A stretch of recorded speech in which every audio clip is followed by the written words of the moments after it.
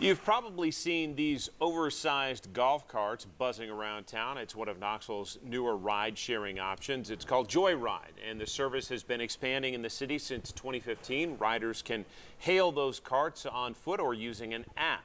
Now, Knoxville is working to decide whether it needs specific ordinances regulating those carts or whether state laws go far enough. WBIR 10 News' Daniel Sexton spoke to the city's legal team as they work through that decision. Daniel? John and Robin, right now the relationship between Joyride and the city looks pretty good. Legal leaders told me before they pump the brakes and bump up restrictions, they're going to see how the service works without them. Knoxville's downtown boom has a little more zoom thanks to Joyride. We operate around downtown, the old city, the fort, and campus. Erin Sweeney's a senior at UT and a driver for Joyride. She thinks after 3 years, the service has found its lane in Knoxville's transportation scene. It is different from other ride services because it's more of an experience and you get to be outdoors and it's more personable, I think. At $3 a person, it's cheap and totally legal. Normally on downtown streets, any old golf cart just wouldn't be allowed.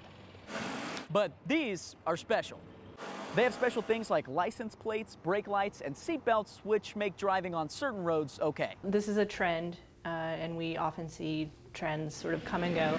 Knoxville's legal team is keeping an eye on this service after hiccups in Nashville, like a lawsuit over a crash and probation for not operating on certain roads. The Music City strapped down stricter ordinances on Joyride. In Knoxville, it's operating under state law, staying on streets of 35 miles per hour or lower, which so far is working. Because there's laws that are already in place, that gives us, a sense of comfort. Our position on it could change if we feel that these are operating unsafely. For now, it's a smooth ride for Joyride in the scruffy city. I think it's pretty clear what we're allowed to do. I think we have a good relationship with the police department in the city.